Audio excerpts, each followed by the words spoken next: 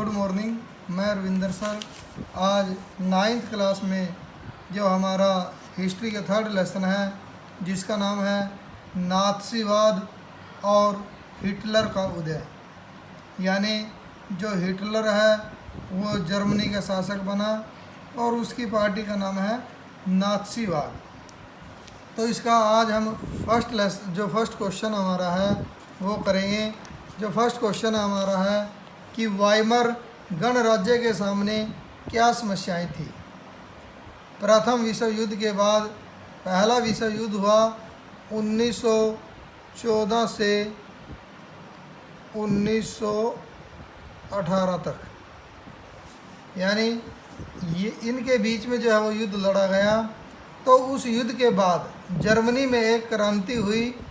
Germany का सम्राट केसर William द्वितीय देश छोड़कर भाग गया और वहाँ राजतंत्र का पतन हो गया। यानी जो राजा वहाँ पर बना हुआ था केसर विलियम, तो उसके बाद वहाँ पर राजतंत्र का अंत हो गया और लोकतंत्र की स्थापना हुई।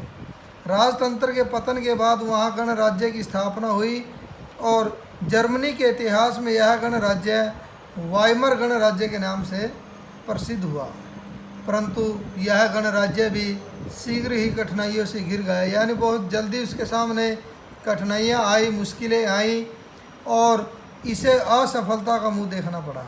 वाइमर गणराज्य की मुख्य कठिनाइयाँ कौन कौन सी समस्याएं थी। सबसे पहली समस्याएं थी कि इसे वर्साई की अपमानजनक संधि पर हस्ताक्षर करने पड़े। जो प्रथम विश्व युद्ध के बाद वर्साई की जो संधि हुई, उस संधि में कुछ ऐसी शर्तें थी जो जर्मनी ना चाहते हुए भी उस पर जर्मनी को सिग्नेचर करने पड़े, साइन करने पड़े।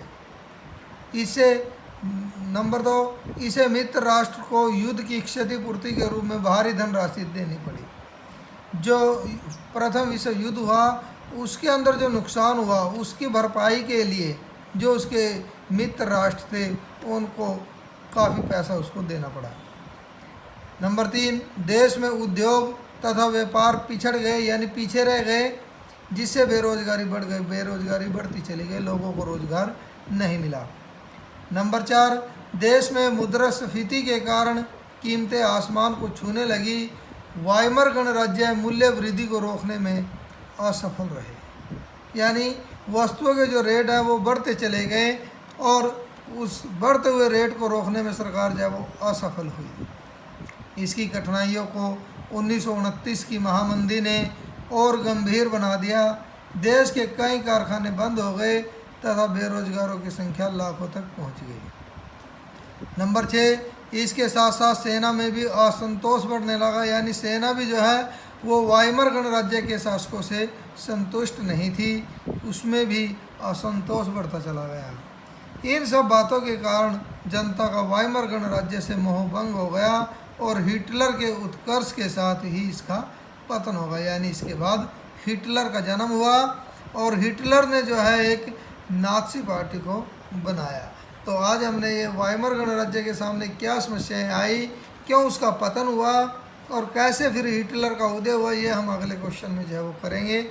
इसमें उम्मीद है आप सभी की समझ में आया होगा। अगर कोई क्वेश्चन या कोई पॉइंट इसमें समझ में नहीं आया तो आप उसके बारे में कन्फर्म कर सकते हैं। तो ये क्वेश्चन आपने राइट भी करना है कॉपी में और इस क्वेश्चन को लर्न भी करना है। अब की बार जितने भी अब के बाद जो है वो क्वेश्चन आपको कराए जाएंगे तो वो आपने कॉपी में राइट करने हैं, ठीक है, और उनको अच्छी तरह लर्न भी करने हैं। जो समझ में नहीं आएगा तो आप उसके बारे में पूछ सकते हैं। Okay, thank you.